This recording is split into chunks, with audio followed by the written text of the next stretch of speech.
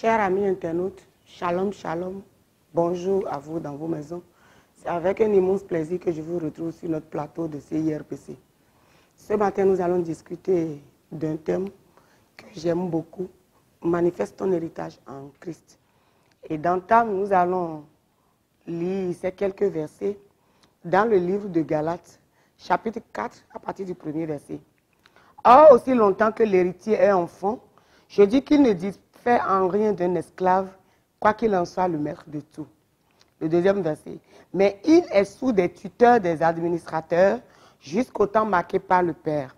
Le verset 3. Nous aussi, de la même manière, lorsque nous étions enfants, nous étions sous l'esclavage des rudiments du monde. Mais lorsque les temps ont été accomplis, Dieu a envoyé son Fils, né d'une femme, né sous la loi, afin qu'il rachetât ceux qui étaient sous la loi, afin que nous reçussions l'adoption.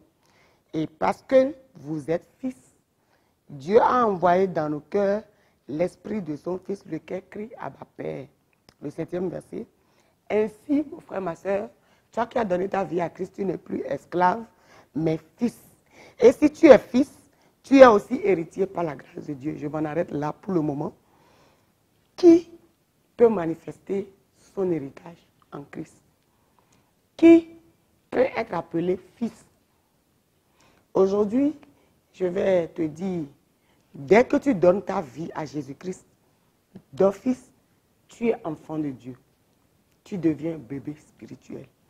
Tu es un enfant qui doit croître. Tu es un enfant qui a la nature de son Père. Tu as la nature de Dieu. Et tu n'es plus sous la loi. La Bible nous dit, autrefois, nous étions sous les rudiments de la loi. Mais lorsque les temps ont été accomplis, Dieu a envoyé son Fils, né d'une femme, né sous la loi, afin qu'il rachetât ceux qui étaient sous la loi. Nous étions esclaves. Quand on n'avait pas Christ, tous ceux qui n'ont pas Christ aujourd'hui sont esclaves des rudiments de ce monde. Nous aussi, nous étions esclaves. Nous étions esclaves des rudiments de ce monde. Nous étions esclaves et notre destinée était déjà connue d'avance. Mais depuis le jour où nous avons donné notre vie à Christ, notre destinée a changé. Nous sommes devenus enfants de Dieu. On était bébés spirituels, comme Paul l'a dit. Mais bébé, c'est une étape. Bébé, c'est un stade. On était bébé. Et avec la parole de Dieu, avec les expériences de la parole de Dieu, nous avons grandi. Aujourd'hui, qui peut être appelé fils? Avoir la connaissance de la parole de Dieu ne fait pas de toi un fils. Car tu peux avoir la connaissance de la parole de Dieu et être vide. Être un ancien, être un pasteur, avoir un titre à l'église ne fait pas de toi d'office un fils. Un fils, c'est manifester le caractère de Christ. Être fils, c'est manifester le fruit du Saint-Esprit. Bien-aimé, ce matin, je vais partager avec toi quelques signes de la maturité. Pour savoir que tu es mature en tant qu'enfant de Dieu, qui a la nature de son Père, tu dois chercher à avoir la solitude, chercher des moments seuls. Quand tu commences par mûrir en Christ, l'enfant de Dieu qui est mature cherche des moments de solitude avec Christ, des moments de qualité avec le Saint-Esprit, des moments où il sera seul avec l'Esprit de Dieu, seul pour méditer, seul pour écouter, pour recevoir de l'Esprit de Dieu. Jésus-Christ qui est notre exemple parfait, Jésus-Christ qui était l'homme des foules, qui faisait beaucoup de miracles dans les foules, cherchait des moments de qualité avec le Saint-Esprit. Parce que quand il passait tous ces moments avec la foule, il se retire, soit il chasse, il renvoie ses disciples à la prière, ou lui-même il va dans le désert pour passer ces moments de qualité, ces moments de solitude avec son Père, ces moments de solitude pour recevoir de son Père. Mon frère, ma soeur, il y a plusieurs voix qui nous parlent dans notre tête. Il y a la voix de nos pensées, il y a la voix de notre âme, il y a la voix de notre être et il y a la voix de l'Esprit de Dieu. Mais quand tu ne cherches pas des moments de qualité, Quand tu ne cherches pas des moments de solitude pour échanger avec le Saint-Esprit, comment peux-tu discerner la voix de l'Esprit Saint? Comment peux-tu entendre la voix de ton Père? Comment peux-tu avoir la volonté de ton Père pour toi? Les réseaux sociaux aujourd'hui prennent la plupart de nos temps. Dès que, enfant de Dieu, tu as un bout de temps, soit tu es sur WhatsApp, ou tu es sur Facebook, ou tu es sur Instagram, il y a tellement d'occupations vaines pour toi, enfant de Dieu, aujourd'hui, que nous ne cherchons plus ces moments de qualité. Nous nous réveillons les matins, nous courons à nos occupations, et le peu de temps que nous avons pour chercher ces moments de solitude, pour passer ces moments de solitude avec le Saint-Esprit, recevoir de l'Esprit de Dieu, c'est les réseaux sociaux qui prennent tout ce temps. Forcément, si tu es enfant de Dieu et tu n'apprécies pas ces moments de qualité, si tu ne recherches pas ces moments de qualité, si tu n'as pas soif de la solitude, des moments où tu dois passer seul avec le Saint-Esprit de Dieu, recevoir de ton Père, avoir des prescriptions, avoir des directives, avoir des directions, les voies à suivre de ton Père, il faut savoir que tu n'es pas encore mature. C'est primordial pour un enfant de Dieu de chercher des moments de solitude avec l'Esprit de Dieu pour recevoir de l'Esprit de Dieu. Est-ce que toi, tout le temps, tu cherches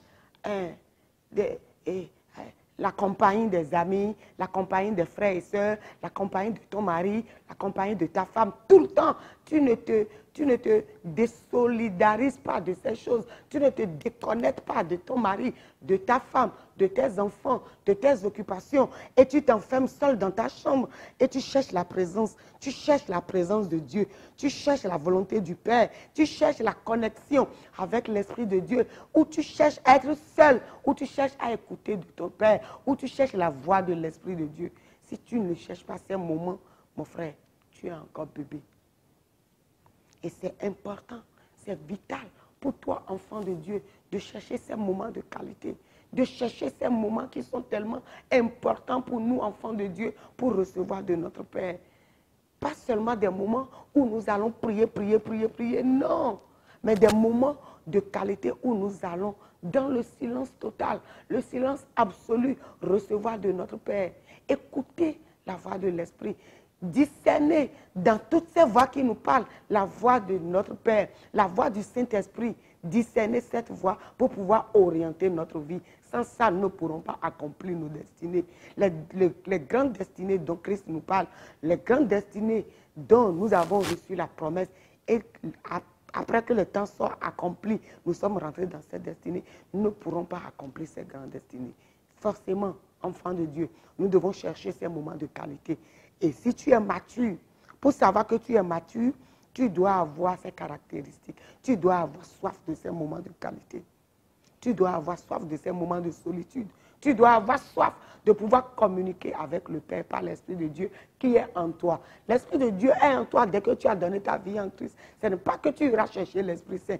Ce n'est pas des moments où on dit, non, il y a des écarts de langage où nous disons, je vais dans la présence de Dieu, je vais chercher la présence de Dieu, je vais chercher le Saint-Esprit. Le Saint-Esprit est permanent en nous. Le Saint-Esprit est en nous. Dès le jour où nous donnons notre vie à Christ, le Saint-Esprit est permanent en nous. Mais il suffit seulement à nous, enfants de Dieu, quand nous grandissons, de chercher des moments de solitude où nous devons recevoir du Père. Nous devons écouter le Saint-Esprit. Nous devons avoir des directives de notre Père. C'est important, c'est vital, c'est crucial pour toi, enfant de Dieu, que tu es dans ta marche chrétienne. La deuxième caractéristique d'un enfant mature qui peut manifester son héritage de Christ, c'est la nature et le caractère.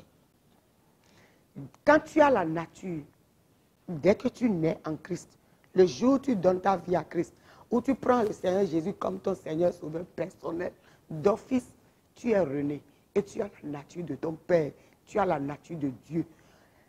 Tu as partagé avec Dieu sa nature déique. Mais ça ne te fait pas manifester le caractère de Christ d'office. Le caractère de Christ, c'est avec le temps, c'est en grandissant que nous manifestons le caractère de Christ. Oui, la nature, mais aussi le caractère. C'est dans le caractère qu'on reconnaît qui est fils. Un bébé a la nature de son père, mais il ne manifeste pas forcément le caractère de son père. Oui, ce que je dis, si tu es mature, ce que je dis là, tu vas pouvoir comprendre. Oui, le bébé a la nature de son père, mais ne manifeste pas le caractère de son père. Le caractère dont nous parlons ici, c'est le fruit. Nous parlons du fruit du Saint-Esprit. Et quand tu vas commencer par manifester le fruit du Saint-Esprit, là, tu acquiers déjà ta maturité. Et la maturité, ce n'est pas un processus. La maturité, c'est un état de fait. La maturité, ce n'est pas la croissance. La maturité, c'est la croissance accomplie d'un enfant de Dieu que nous appelons mature. La maturité spirituelle. Et aujourd'hui, pour savoir que tu es mature, tu ne vas pas courir derrière la bénédiction. Tu ne vas pas courir derrière les actes, mais tu vas courir derrière l'auteur de ces bénédictions. Et aujourd'hui, il y a ce décalage. Tout le monde dans l'église de Dieu aujourd'hui court vers les bénédictions. Tout le monde court vers les miracles.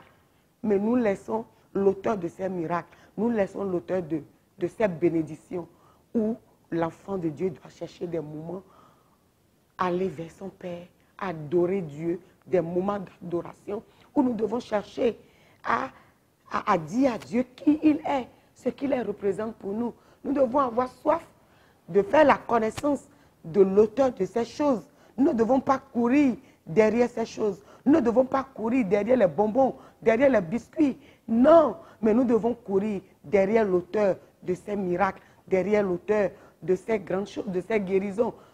Aujourd'hui, tous nous courons à la bienséance, nous courons tous à la gloire.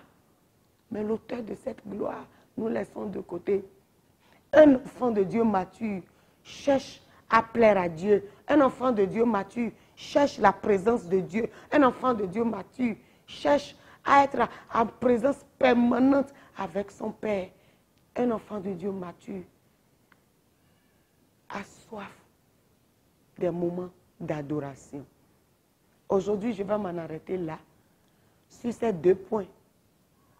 Nous allons revenir sur d'autres caractéristiques, mais aujourd'hui, nous avons parlé que de 2 caractéristiques d'enfants matures. Qui peut être enfant mature? Nous avons dit c'est un enfant de Dieu qui cherche des moments de solitude avec son Père.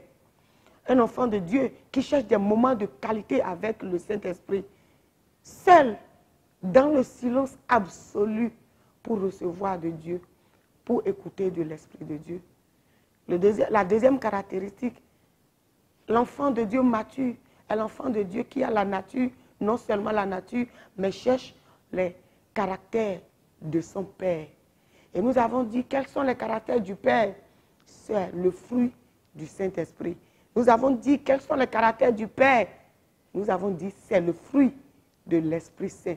Et aussi, ne pas courir derrière les bénédictions, derrière les miracles, ne pas courir derrière le palpable, mais chercher le spirituel, chercher à grandir dans le spirituel, chercher à rencontrer le Père, chercher à rencontrer Jésus-Christ, chercher à rester en connexion permanente avec le Saint-Esprit, avec Jésus-Christ, avec Dieu le Père.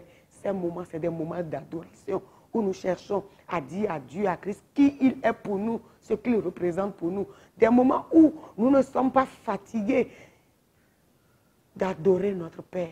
Des moments où l'adoration ne nous fatigue pas, nous appelle, nous appelle, nous appelle, nous appelle. Nous avons discuté de ces 2 caractéristiques aujourd'hui.